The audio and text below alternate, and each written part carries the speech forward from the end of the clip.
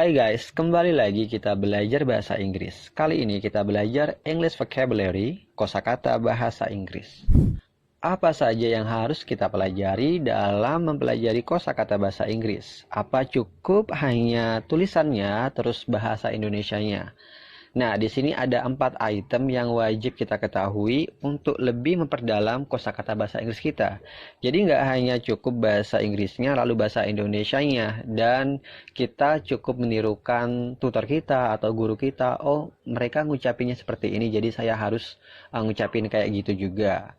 Nggak hanya sekedar itu ya, jadi kita akan pelajari dan membuat teman-teman nantinya bisa lebih mandiri lagi belajarnya. Jadi nggak harus ketergantungan sama tutornya, sama orang lain. Jadi teman-teman sendiri nanti akan mencari tahu dan pasti tahu, oh ini loh cara bacanya seperti ini. Itu kan yang kita jadi alasan kesulitan kita untuk mempelajari kosakata bahasa Inggris karena antara tulisan dan bacanya itu beda. Seperti yang sudah kita pelajari di kelas pronunciation, kita sudah mempelajari cara baca. Nah, di sini kita akan aplikasikan dalam kosakata kita. Misalkan ada kata eat. Nah, kalau kita orang Indonesia itu kan tulisannya eat ya. Nah, itu cara tulisnya. Terus warna biru itu di antara garis miring itu cara bacanya. Kita udah cari tahu di kamus. Jadi tampilan kamus nanti kurang lebih akan seperti ini.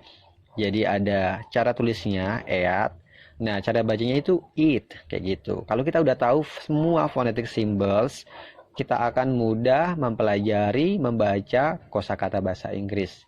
Nah, cara tulis sudah, cara baca sudah. Nah, ada yang baru nih. Cara mengetahui kelas-kelas katanya. Gunanya apa? Kita tahu kelas-kelas katanya. Gunanya nanti kita akan bisa mengaplikasikan kosakata ini ke dalam kalimat. Jadi tujuan kita belajar kosakata adalah untuk membuat kalimat. Kalau kita udah bisa buat kalimat, kita bisa ngomong bahasa Inggris dengan lancar. Karena ngomong bahasa Inggris itu kalimat per kalimat, jadi bukan sekedar kata-kata saja. Jadi kita nggak bisa modal banyak kosakata, otomatis kita bisa langsung ngomong dengan lancar ya. Tapi kita juga harus mengaplikasikan kosakata kita tadi dalam bentuk kalimat.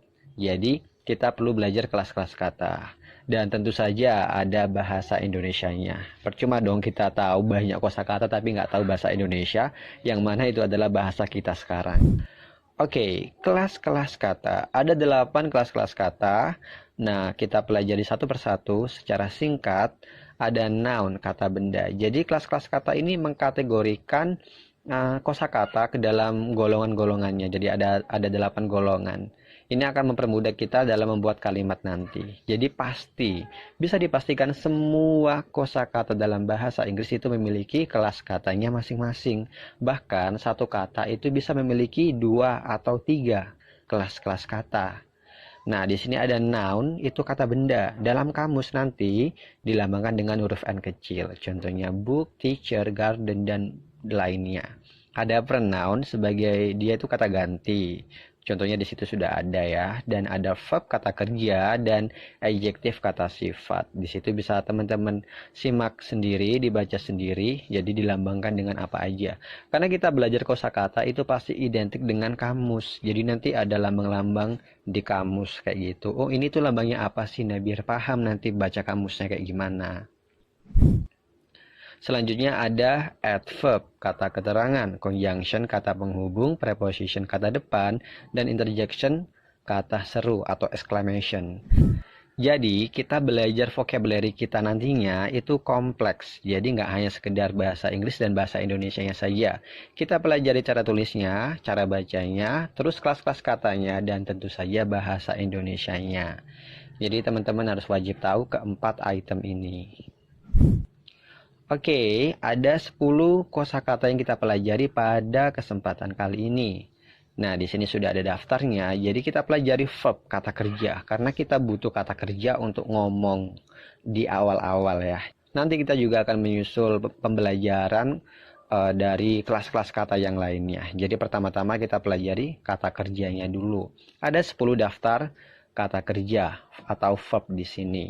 Nah, di situ ada apologize. Nah, itu di sampingnya ada cara bacanya dan di sampingnya lagi ada kelas-kelas katanya. Pasti itu verb ya, karena ini emang fokus mempelajari verb kata kerja. dan ada bahasa Indonesianya. Yuk kita simak satu persatu gimana sih cara bacanya. Oke, silakan dengarkan baik-baik. Apologize. Nah, di situ dibaca J ya. Ada simbol aneh seperti itu dibaca J. Apologize. Teman-teman bisa aplikasikan pelajaran pronunciation yang sudah dipelajari tadi di sini. Ask. Jadi bacanya kayak gitu ya. Ask. Avoid. Become. Begin. Jadi perhatikan stressingnya. Stressingnya punyanya come, punyanya gain, punyanya leave. Jadi stressingnya itu di suara yang kedua. Avoid, become, begin, believe, blame. Nah, di sini ada kata blame, ada kata ask, kok nggak ada stressingnya? Iya, stressing atau penekanan itu ada kalau kosakata tersebut memiliki dua suku kata atau dua suara. Kayak become, itu kan ada suara B sama come, ada dua. Kalau ask, itu nggak ada, karena cuma satu suara saja. Kita lanjutkan, borrow, bother, jadi suaranya zer ya. Dan terakhir break, ada suara i-nya di situ. Break. Kita belum pelajari semua fonetik simbolnya, jadi cukup teman-teman ikuti apa yang kita sampaikan di sini. Apologize, ask, avoid, become, begin, believe, blame, borrow, bother, break. Nah, itu dia kurang lebihnya seperti itu pengucapannya. Nanti silakan diulang-ulang, nanti ditirukan juga gimana cara bacanya. Kayak gitu ya. Kalau masih kurang paham, langsung aja tanya-tanya tutor di grupnya.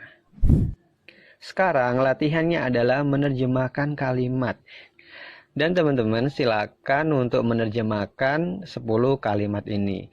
Karena tujuan akhir kita mempelajari kosakata adalah untuk bisa membuat kalimat. Kalau kita udah bisa buat kalimat, kita bisa siap untuk ngomong nantinya. Kayak gitu ya. Jadi pelajari kalimat ini diterjemahkan pakai kamus apapun. Nah, bagusnya nanti teman-teman bisa tahu kosakata yang baru lagi di sini. Tapi tetap kita fokus dari verbnya di sini ya. Oke, selamat mengerjakan dan silakan diketik atau ditulis dan nanti dikirim ke tutornya.